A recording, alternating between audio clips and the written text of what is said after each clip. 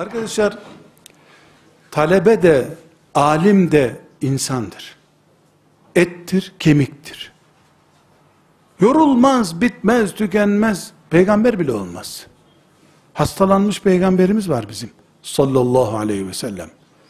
Ayşe'sine kendini dinlettirmiş, okşa beni biraz, rahatlat beni Ayşe diyen peygamberimiz var.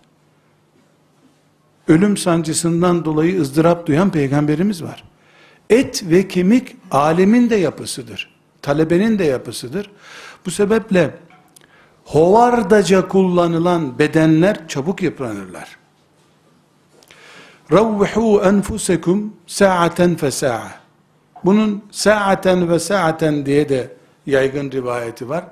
Yani adım adım, zaman zaman dinlenmesini de bilmek lazım arkadaşlar. Bu dinlenmenin mantığı, kaç yaşındaydınız siz? 25. Kaç yaşında sen kısa sureleri ezberledin? 10 yaşında. 15 senedir feiza feragte fansab diyor, şimdi bana soru soruyor.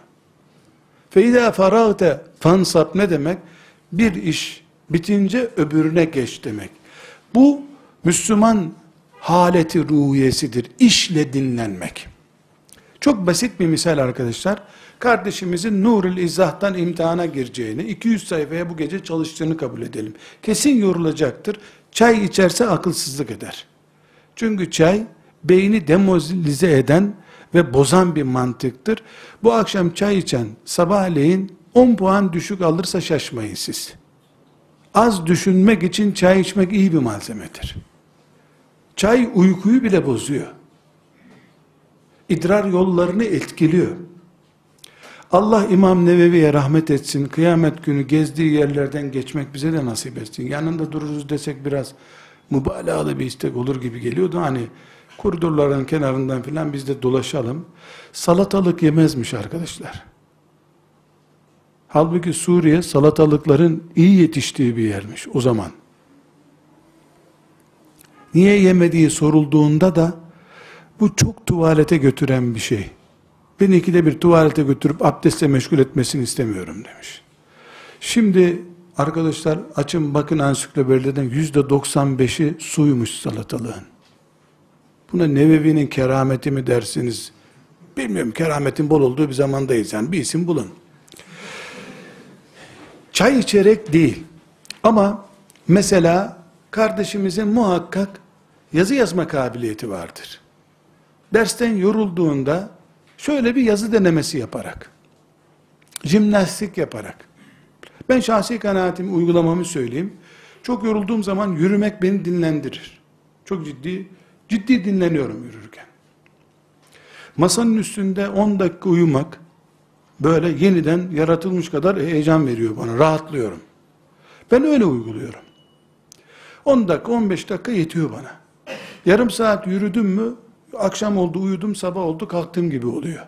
Ama bu bünyeden bünyeye değişebilir. Yemek hariç, her şey doğru bir dinlenme tarzı olabilir. Yemek kendisi bir bela, onunla nasıl dinleneceksin? Bir gün bir doktor arkadaşa dedim ki, ya elma yiyerek kilo vermem mümkün mü dedim. Asitli filan diye. Ya dedi, hoca adamsın dedi. Hiç yiyerek dedi zayıflanılır mı ya, bunu unut dedi.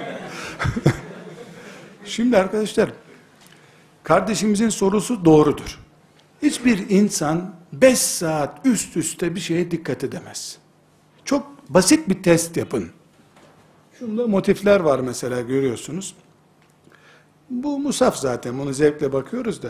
Herhangi bir motifli bir şeye, motifli bir halıya, duvara hiç sağa sola kaydırmadan gözünüzü 5 dakika aralıksız bakın, başınızın döndüğünü göreceksiniz.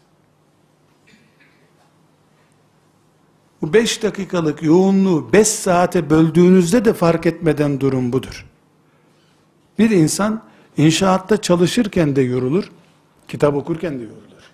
Çünkü yorulan kaslardan önce beyindir. Ne yapmak lazım? Sporunu vesairesini dinlenme malzemesi olarak kullanmak lazım. Ama dinlenmek işten daha yoğun olursa bu gülünç olur tabii. 1 saat çalışıp 5 saat dinleniyorsan biraz gülünç olur. Yani 1 saat çalışıp 20 dakika dinlenilebilir.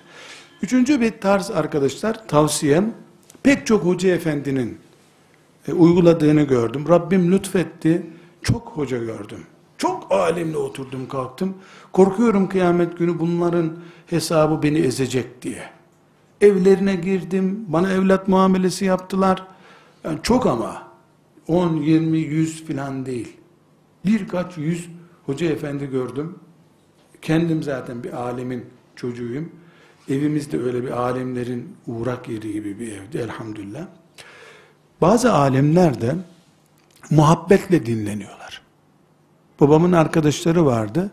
Çok bunaldım hoca, bir yarım saat gelelim sana derlerdi. Yarım saat onlar kendi aralarında bir şeyler şakalaşırlardı.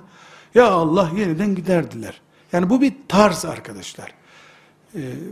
Böyle menhiyattan bir şey olmadığı sürece herkes dinlenme tarzını kendisi belirlemelidir. Ama bunun temel felsefesi feyza feragte fansab'tır. Birini bitirince öbürüne geçiştir.